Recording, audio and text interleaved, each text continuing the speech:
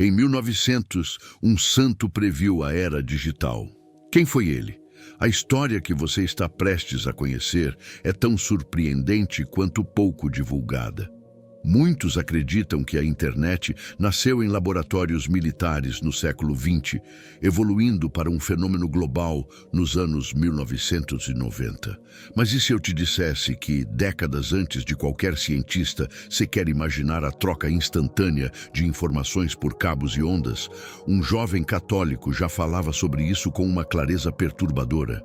A introdução pode parecer exagerada.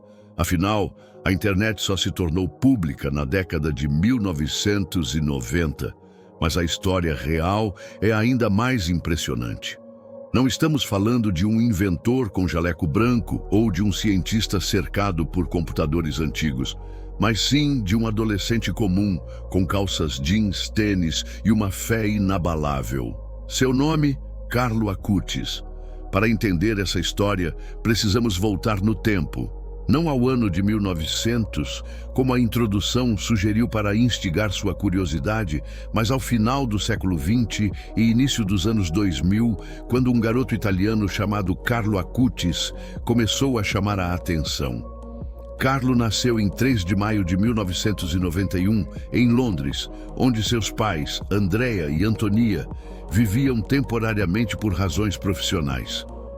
Logo após seu nascimento, a família se mudou para Milão, na Itália, onde Carlo passou quase toda a sua vida. Desde muito pequeno, ele demonstrou uma sensibilidade espiritual fora do comum. Enquanto outras crianças da sua idade estavam focadas em videogames e desenhos animados, Carlo fazia perguntas profundas sobre Deus, o universo e a alma. Com apenas 3 anos de idade, já mostrava interesse por igrejas e crucifixos. Aos 7, fez a primeira comunhão com permissão especial, já que normalmente as crianças italianas a recebem apenas aos 9. Após esse momento, algo despertou de forma ainda mais intensa. Carlo passou a frequentar missas diárias, rezar o terço com frequência e praticar atos de caridade. Ele tinha uma grande devoção à Eucaristia e dizia que era a sua autoestrada para o céu. Por mais que pareça algo comum para pessoas religiosas, o que chamava a atenção era a convicção com que esse garoto falava. Seus olhos brilhavam quando falava da presença real de Cristo na hóstia consagrada. Mas o que torna Carlo ainda mais fascinante foi sua relação com a tecnologia. Desde muito cedo, ele mostrou habilidades excepcionais com computadores. Aprendeu a programar praticamente sozinho. Estudou linguagens como C++, HTML e Java, editava vídeos com softwares avançados, criava animações e desenvolvia páginas web. Tudo isso antes mesmo de completar 13 anos.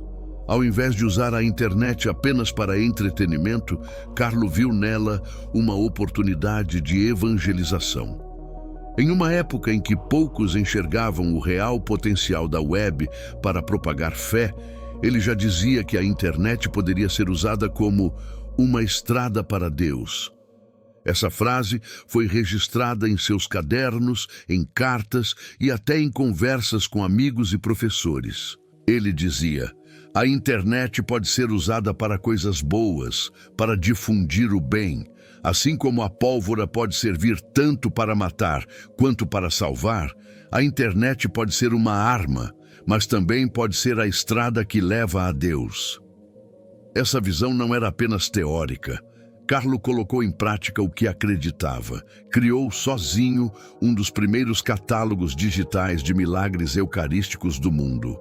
O site, ainda disponível, reúne dezenas de relatos oficiais reconhecidos pela Igreja Católica, desde o milagre de Lanciano, na Itália, até casos documentados no México, na Índia e no Brasil. Cada página foi pensada por ele. As imagens, a organização, os textos. Era um verdadeiro missionário digital. Mas Carlo não parava por aí.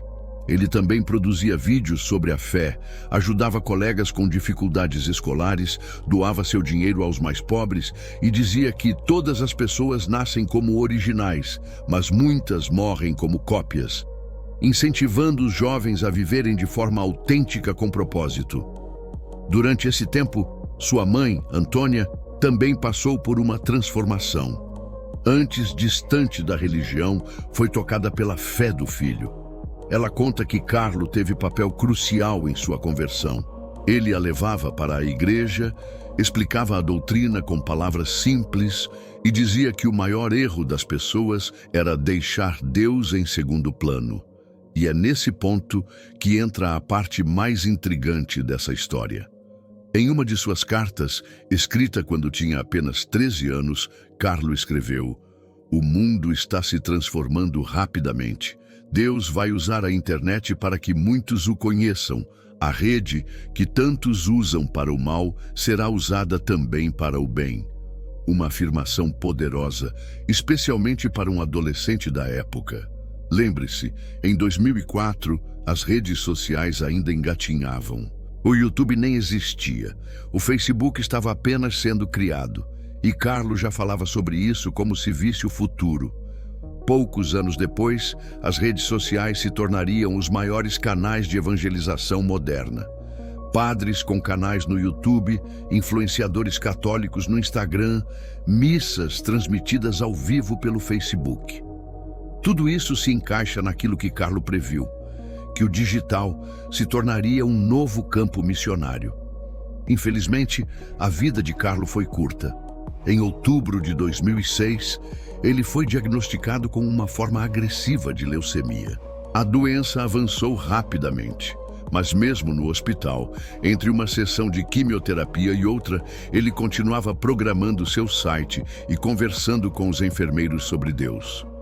Disse à sua mãe que oferecia seus sofrimentos pelo Papa e pela Igreja. Suas últimas palavras foram: "Estou feliz por morrer, porque vivi minha vida sem desperdiçar um minuto dela em coisas que não agradavam a Deus." Carlo faleceu no dia 12 de outubro de 2006. Tinha apenas 15 anos, mas o impacto que deixou foi tão grande que sua fama de santidade se espalhou rapidamente. Pessoas do mundo inteiro começaram a conhecer sua história, especialmente graças à internet.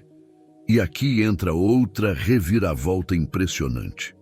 O site de Carlo, que ele mesmo criou, começou a ser traduzido para dezenas de idiomas. A exposição de milagres eucarísticos foi adaptada em formato físico e já percorreu mais de 10.000 igrejas e paróquias ao redor do mundo, inclusive no Brasil. Milhões de pessoas já viram seu trabalho, e há mais. Quando seu corpo foi exumado em 2019 como parte do processo de beatificação, foi encontrado incorrupto, ou seja, sem sinais de decomposição, algo raríssimo. Embora não esteja oficialmente reconhecido como milagre, muitos veem isso como mais um sinal de santidade.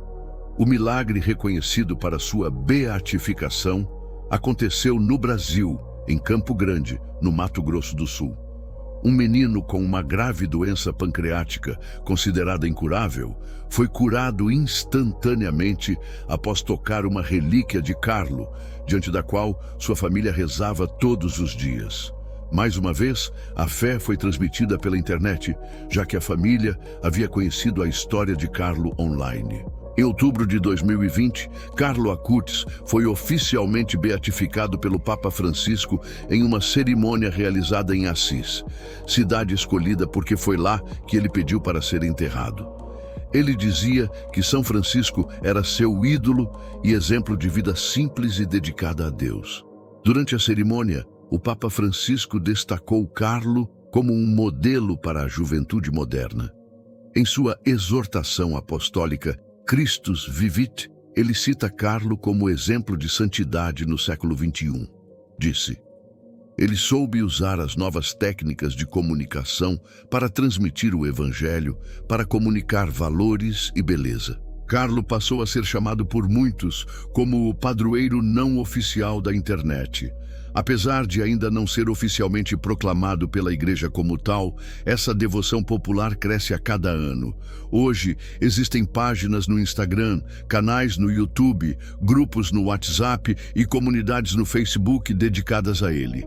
Sua imagem estampa camisetas, terços, aplicativos e até emojis personalizados em comunidades religiosas digitais. Jovens católicos do mundo todo compartilham sua história como um símbolo de que é possível, sim, viver a fé em um mundo moderno. E se você pensa que tudo isso acabou por aqui, prepare-se para mais uma curiosidade surpreendente. Pesquisadores da Universidade Pontifícia Lateranense em Roma publicaram um estudo sobre o impacto da evangelização digital na atualidade. Um dos casos mais citados no artigo foi o de Carlo Acutis. Eles apontam que ele não apenas teve uma visão espiritual, mas também uma compreensão precoce das transformações sociais e comunicacionais que a internet traria. Em outras palavras, Carlo entendeu antes de muitos adultos e especialistas que a rede mundial de computadores moldaria os valores, as crenças e o comportamento das próximas gerações. E ele decidiu, com apenas 15 anos, usar isso para o bem. Imagine agora um garoto sozinho em seu quarto com um computador simples, criando páginas e organizando material sobre milagres com a intenção de transformar corações. Enquanto isso, muitos adultos ainda nem sabiam o que era navegar na internet. Essa é a verdadeira profecia de Carlo. Ele não previu datas, números ou eventos catastróficos. Previu algo muito mais poderoso: o despertar da espiritualidade digital. E por isso, ele continua relevante. Em tempos de crise, guerras, fake news e alienação digital, a figura de Carlo Acutis é um lembrete de que podemos usar as ferramentas que temos, inclusive as digitais, para algo maior, para encontrar sentido, fé e humanidade. Sua história não é apenas de fé, mas de visão, coragem e inovação. Um adolescente que não teve tempo de se tornar adulto, mas que conseguiu impactar o mundo inteiro com sua autenticidade. Ele morreu jovem, mas sua visão continua viva, crescendo, sendo divulgada e transformando vidas. Agora que você conhece a história do jovem beato que profetizou o uso da internet como ferramenta divina, a pergunta é: você acredita? Se você gostou deste conteúdo, não se esqueça de deixar seu like e se inscrever no nosso canal e ative o sininho para não perder nenhuma novidade.